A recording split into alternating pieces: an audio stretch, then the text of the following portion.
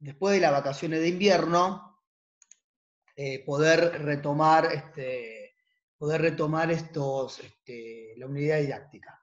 Dicho de otra manera, y ahora que se sumaron un poco más de cursantes, la idea es lo siguiente, yo diría que ya parar con trabajos, tuvieron 2 trabajos igual, ¿no? Pero de todas maneras, ya parar con trabajo desde el taller, ¿sí? Entonces, esos serían los 2 trabajos que nosotros realizamos. En lugar de dar el tercer trabajo que se podría dar, porque sería la segunda parte de la unidad didáctica, en lugar de darlo ya ahora, ¿sí? Explicar esto y dar el trabajo, y poner una fecha de entrega antes de las vacaciones de invierno, yo diría que eso nosotros lo retomemos después de vacaciones de invierno, ¿sí? Porque supongo de que deben estar realmente muy, muy atareadas con todo, supongo eso, ¿sí? Con los talleres, con las prácticas y demás. Entonces, capaz que lo que conviene es la clase de hoy y las otras 2 clases que no quedan, a nosotros es seguir viendo unidad didáctica y proyecto, y después de la vacación de invierno retomar la segunda parte de unidad didáctica. No sé ustedes qué opinan, si les parece bien, y necesito ahora, digamos, la opinión de ustedes. Pues si ustedes me dicen, no, me parece que estaría bueno ya directamente largar con la segunda parte, no hay ningún problema, pues se puede realizar. De hecho, por el tiempo que tenemos, que es de un mes, se puede realizar, ¿sí? Pero bueno, también la idea es un poco frenar, eh, frenar un poco la parte de los trabajos, pensando, digamos, supongo de que ustedes todas están cursando todas o la gran mayoría de la materia de tercer año, ¿puede ser? Y entonces, qué me dicen, qué recomiendan ustedes? ¿Que estas 3 clases sean solamente explicativas y retomamos después de vacaciones de invierno? Necesito que me hablen ustedes y que me digan, así vemos más o menos cómo. En lo personal, profe, estaría buenísimo para mí, porque la verdad que seguimos bastante atareadas con tantos trabajos juntos. Pero bueno, no sé qué opinan las otras compañeras. Bien. Bueno, igual, a ver, nada, yo creo, por eso que lo saqué ahora para hablar con ustedes. Es lo que yo me imaginé en un principio, es lo que también en la reunión del departamento de inicial, un poco estuvimos charlando con el directivo, estuvimos charlando, ¿sí? A ver, la idea no es, bueno, paren y no den más trabajo ni nada, pero bueno, yo creo de que dentro del taller, en tiempos normales ya hubiésemos pasado ese segundo trabajo, pero no estamos en tiempos normales, eso por un lado. Por el otro lado también, vale decir de que el curso, la verdad que en líneas generales, el curso es muy dinámico, por lo menos con las cosas que fueron 2 apenas, 2 trabajos, es muy dinámico. Ahora, mucho ruido. Insaurralde, corte, ¿cómo le va? Bien. Hola, profe. Está ¿Bien en usted. usted? Todo bien, todo tranquilo. Está en primer plano porque está escuchando música, se filtra el sonido. Ahí ¿En está. serio? Sí. Ay, pare. El Pare. Zoom, a ustedes los ponen cuando alguien habla, Sí. lo ponen en un primer plano, así que los redes chava enseguida de que el ruido viene de ahí, ¿se dan cuenta? Ah. Bueno, es Eh, la primera vez que uso, profe, pues es la primera vez que me puedo conectar. Está bien, no, está bien, quédate tranquila, Diana. Igual te contesté en el Classroom con respecto al Sí, sí. trabajo, ¿eh? Así que quédate Sí. tranquila, con eso quédate Vale. tranquila. Eh, Gracias.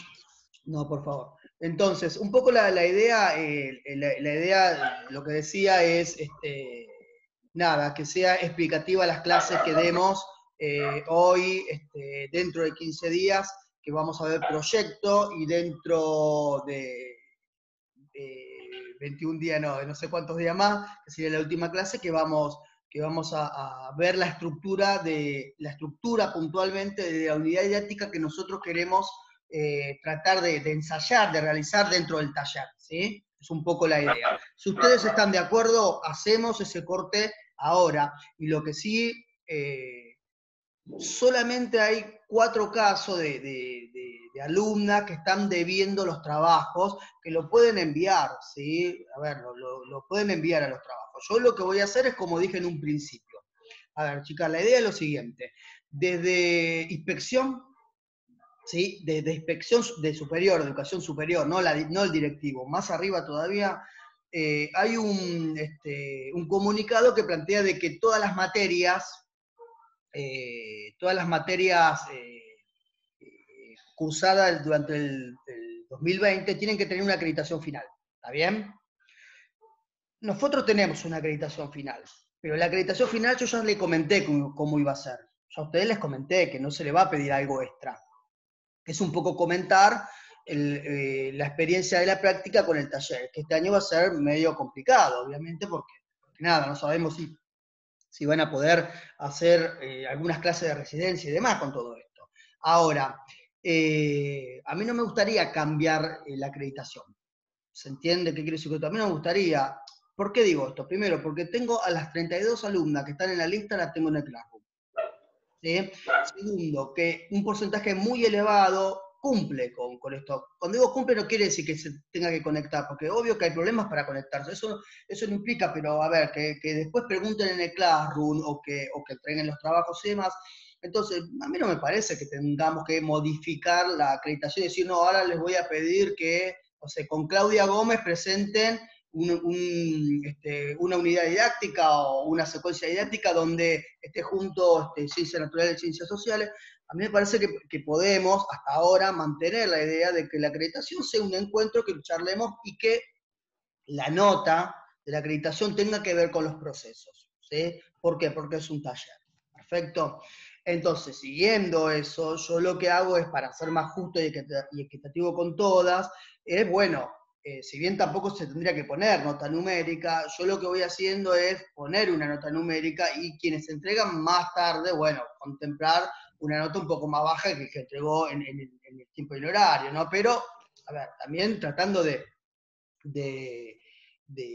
reconocer que a veces surgen problemas, ¿sí? Se comprende, para poder entregar los trabajos.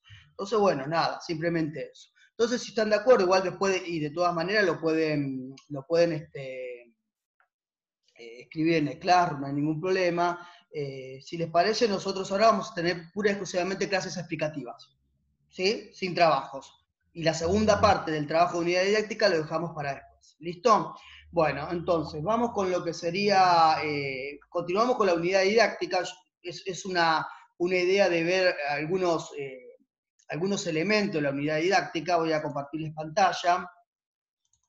Y ustedes me dirán, porque yo a ustedes ya no las veo, me dirán si se llega a ver. ¿Se ve ahí? Sí. Perfecto, bárbaro.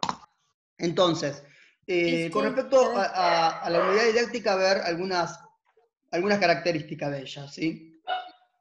Que se va a vincular con lo que nosotros ya estuvimos trabajando en la primera parte de la unidad didáctica, y que va a tener algunos puntos en común con la estructura que nosotros vamos a pedir más adelante, ¿está bien?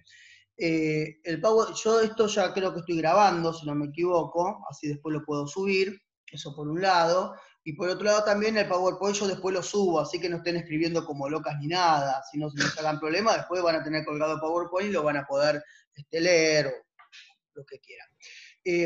Este PowerPoint está armado en base a varias escritoras, puntualmente del nivel inicial y puntualmente de las ciencias sociales. ¿Sí? No puse citas, pero está sacada, bueno, de las clásicas, ¿no? Teóricas de cómo enseñar ciencias sociales en el nivel inicial. Hice como un rejunte de todo, y lo que traté de hacer también es poner un ejemplo, que ahora lo vamos a ver, para ver esto que es un poco más complejo, ¿no? Bueno, cuando realizamos una unidad didáctica como propuesta pedagógica debemos tener en cuenta las siguientes cuestiones. Algunas cuestiones que vamos a ir apuntalando para tener en cuenta y que medianamente lo estuvimos charlando ya y lo estuvieron haciendo en parte con el trabajo anterior. Primero, la vida cotidiana está llena de secretos que los chicos pueden descubrir haciéndoles preguntas adecuadas, ¿no? Esta vinculación entre, por un lado, el descubrimiento, ¿no?, de esos contextos o esos recortes, que podríamos decir, que tiene que estar cruzado con la vida cotidiana de los niños, ¿no? Y esta cuestión de las preguntas, que sobre este punto de las preguntas vamos a volver permanentemente, ¿sí? Esto de la indagación, y en la unidad didáctica como la indagación es un recurso fundamental para poder llevar adelante estas propuestas pedagógicas. Entonces, y para eso hace falta ver con intensidad y curiosidad un pedacito de esa vida cotidiana, en nuestro término un recorte, ¿no? E inundarlas de preguntas. Bueno, lo anterior, lo que dijimos hace un ratito, ¿no? Está muy vinculado con una posición pedagógica, una manera de ver la enseñanza, sobre todo en el nivel inicial, ¿no? Que reconoce que ese conocimiento está mezclado con las experiencias cotidianas. Siempre la idea de una unidad didáctica es cruzar las experiencias cotidianas que tienen los niños, los alumnos de la sala donde yo voy a llevar adelante esa unidad didáctica, pero al mismo tiempo complejizarlo, ¿no? Evidentemente. Bueno, decíamos, mezclado con las experiencias cotidianas e inmenso en una complejidad que vale la pena aprovechar. Eso también, esto de aprovechar ese recorte que yo voy a trabajar, que tengo que exprimirlo lo más que puedo, ¿sí? La unidad didáctica es entonces un modo de organizar la enseñanza que da, por cierto, una serie de principios educativos progresistas y renovadores.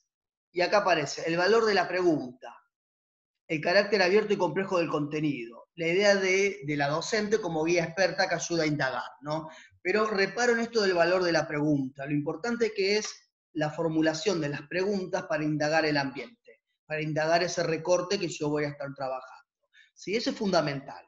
¿Qué quiero decir con esto? Entonces vamos a volver sobre este tema, pero las preguntas que uno plantea dentro de una unidad didáctica son fundamentales, más allá que después esas preguntas en realidad tendrían que ser como un tapié para dar inicio a otras preguntas que van a formular los mismos chicos sobre el ambiente, ¿no? Que es un poco la idea, pero bueno, la formulación de esa pregunta y el valor de la pregunta en un tipo de propuesta pedagógica que está vinculada con el indagar, ¿sí?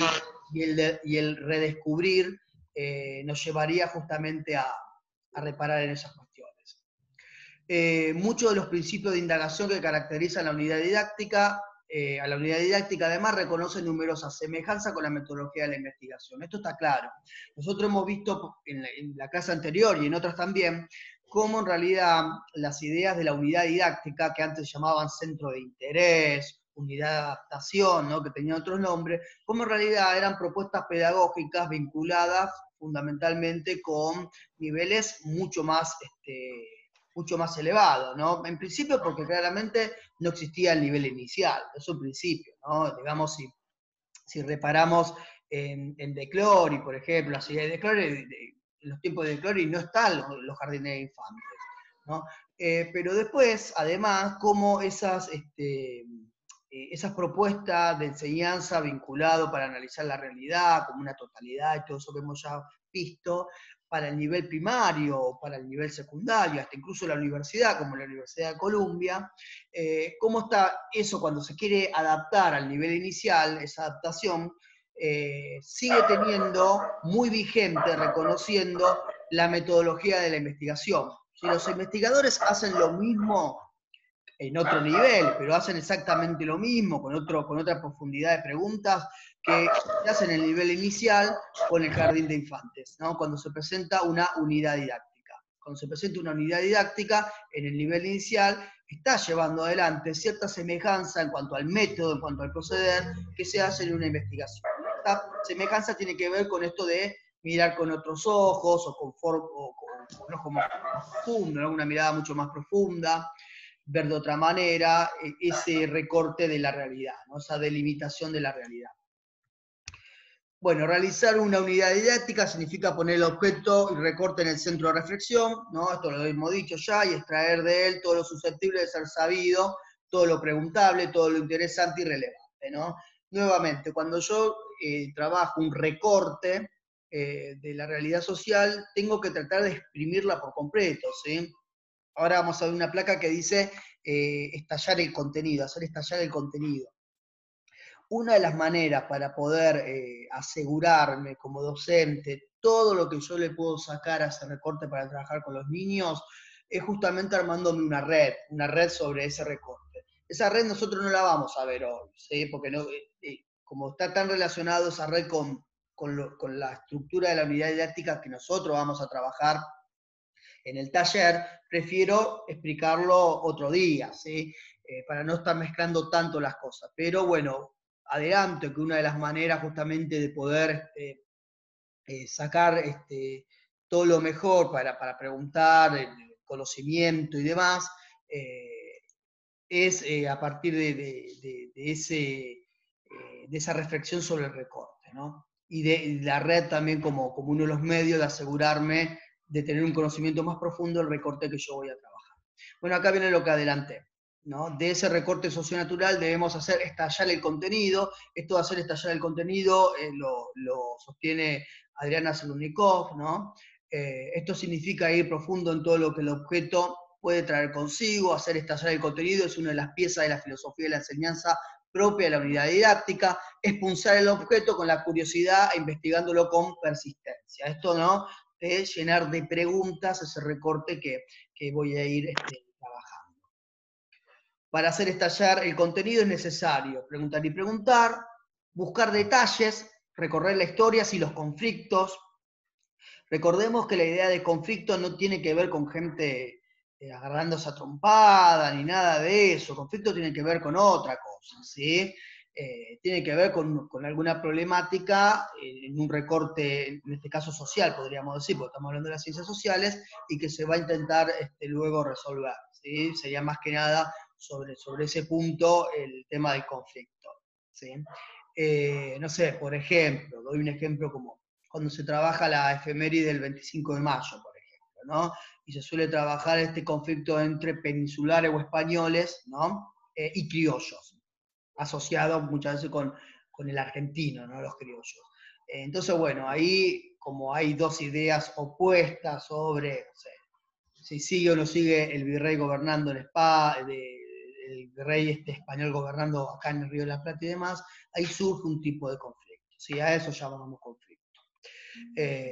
Bueno, dice que rodea el recorte y utilizarlo como excusa para llegar a pensar en temas esenciales y profundos que nos implican y nos comprometen. Es decir, tiene que estar vinculado también con la vida cotidiana de los niños y demás cuando se trabaja en las unidades didácticas esos recortes. Entonces, el grado, bueno, esto es algo obvio y esto lo saben, ¿no? El grado de profundización de los contenidos, es decir, yo tengo los contenidos, pero aparte de eso, cómo lo voy a trabajar, con qué indagaciones, el tipo de preguntas que voy a realizar y demás, dependerá de distintas variables. Yo ahí resalté dos variables fundamentales, una la edad, obviamente que no es lo mismo preparar una unidad didáctica para una sala de 3, una sección primera, que para una sección tercera, ¿no? Una sala de 5, ¿no? Por el otro lado también, otro de las variables es el contexto, y esto ya lo hemos trabajado, de hecho lo trabajamos con el trabajo anterior, estaba esto,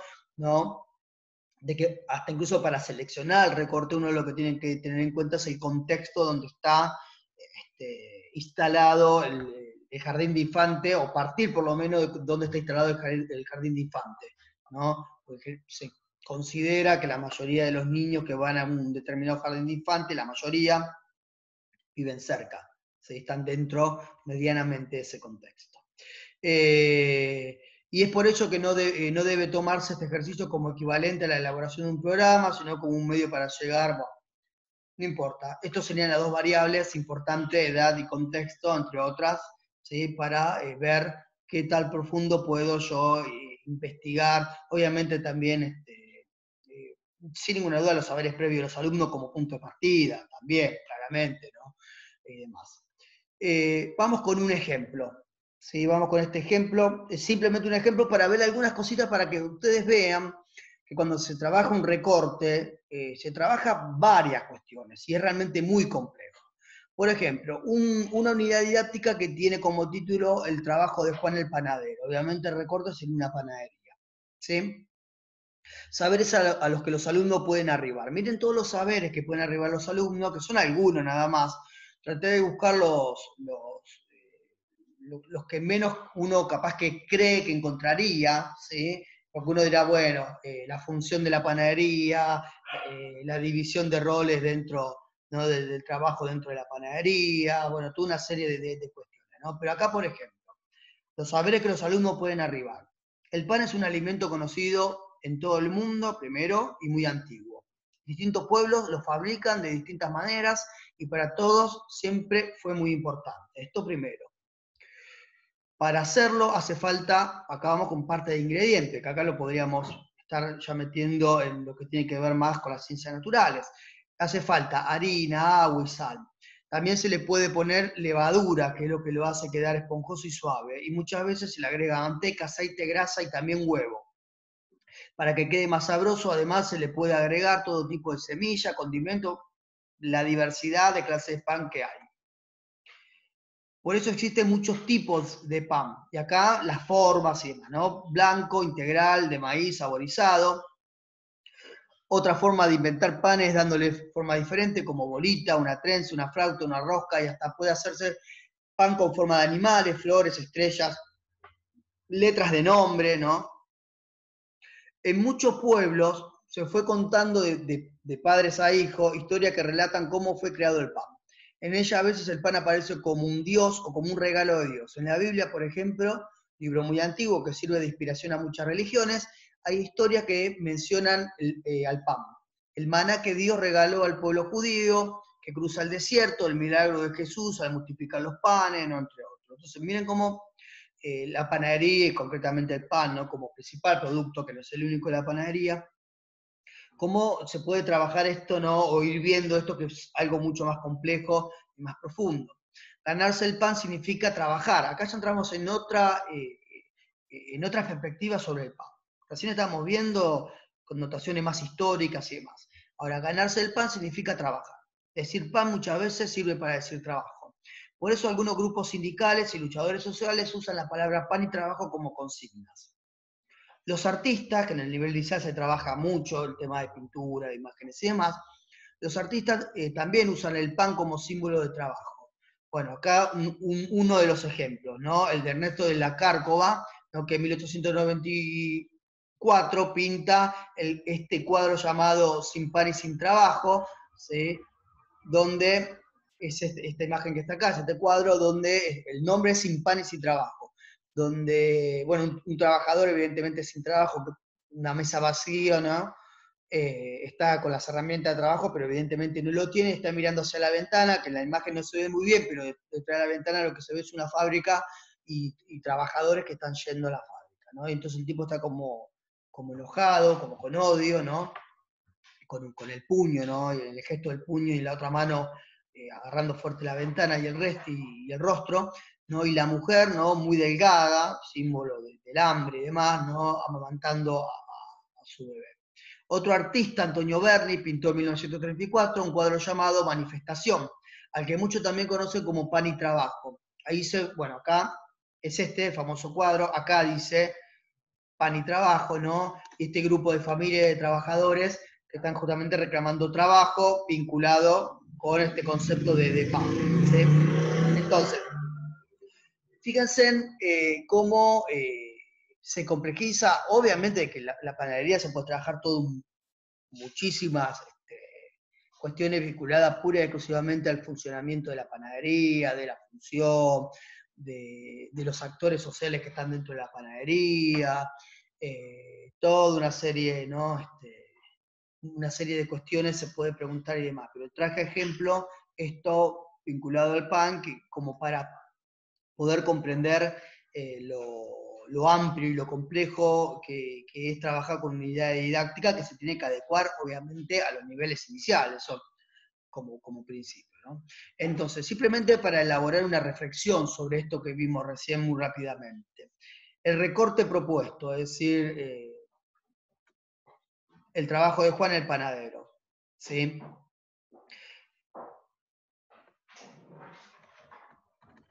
Esperen que volvemos acá. ¿Fue una excusa para pensar temas profundos y complejos? Bueno, evidentemente sí. ¿Sí? Se puede trabajar, se puede trabajar otras cosas, vuelvo a decir, ¿no? Pero yo llevo al extremo de este recorrido histórico del pan, o incluso vincularlo a veces el tema del pan con las situaciones de personas y vincularlo con el trabajo. ¿sí? ¿Qué conocimiento podrían alcanzar los alumnos? ¿De qué depende tal propósito? ¿Sí? Si nosotros trabajaríamos algo, adaptándolo a nivel inicial, trabajaríamos algo de estas cuestiones. ¿Existe lo cercano y lo lejano? ¿Quién me puede responder eso? Eso es fácil. Si trabajo esta unidad didáctica, ¿existe la cuestión de lo cercano y lo lejano? ¿Qué dicen ustedes? Profe, se le corta, no lo ¿Se, escucho. se corta el audio? ¿Todas me escuchan igual así, entrecortado? ¿Me escuchan? A ver. Profe, yo lo escucho bien. Bueno, Profe, yo también lo escucho bien. bueno, perfecto. Yo Bárbaro. también, profe. Perfecto, bárbaro, bárbaro. Porque igual estaba teniendo problemas acá de internet y eso, por eso decía. Bueno, evidentemente existe todo lo cercano y lo lejano con el pan, ¿no? Y acá con esos ejemplos traté de mostrar justamente eso, ¿no? Como el pan como algo cotidiano, por un lado, ¿sí? Como al mismo tiempo el pan como algo lejano. Ahí recién hablábamos inclusive hasta de tiempo de la Biblia que se Del hablaba del tiempo pan. de Dios. Claro, tal cual, ¿no? Y también de la situación de los trabajadores, por ejemplo, reclamando esas pinturas son del siglo XIX y del principio del siglo XX, ¿no? Entonces, evidentemente, se puede trabajar lo cercano y lo lejano. También con los tipos de panes, a ver, pensemos en algo capaz más contemporáneo, ¿no? ¿Qué tipo de panes se fabrica? Más allá que las panaderías, digamos, en la misma provincia de Buenos Aires, incluso en una misma localidad, las panaderías pueden ofrecer diferentes tipos de panes, ¿no? De saborizado y demás, pero capaz que si comparamos algún tipo de pan en especial de algún otro país, ¿no? Y demás, también nos marcaría esto de lo cercano y lo lejano y demás, ¿no? Como acá sería el pan casero y no sé, en Francia es el baguette, que Por es ejemplo, largo, fino. por ejemplo, sí, muy buen ejemplo. También esto de lo lejano, digamos, en tiempo, pero también en espacio, como recién Diana mencionó, ¿no? El ejemplo de Diana tiene que ver con, digamos, lo lejano en el espacio, ¿no? En el espacio geográfico, pero en el tiempo también capaz, cómo se fue configurando, ¿no? El pan a lo largo de la historia, o lo que fuese, ¿no? Evidentemente antes los panes no eran ni saborizados ni nada, seguramente eran con los componentes más básicos, ¿no? Y después, bueno, ¿qué contenido abordaría tal unidad didáctica? Pero nada, ¿sí? Simplemente como para, no queda poquito tiempo, dejo de compartir, simplemente como para repensar, ¿sí? A modo de ejemplo, simplemente, las posibilidades que hay cuando uno hace un recorte. Yo recorto una panadería y bueno, yo puedo explotar un montón de cosas, no solamente la panadería en sí. Eso es lo que quería traer acá como ejemplo, ¿sí? Y esto sucede con cualquier tipo de recorte. Cualquier tipo de recorte no es que solamente ese recorte y ya está. Ese recorte me sirve para indagar un montón de cosas y esas indagaciones después me pueden llevar, ¿no? a otro marco mucho más complejo, ¿sí? Bueno, preguntas que tengan. ¿Están ahí o se fueron? No sé si están o están.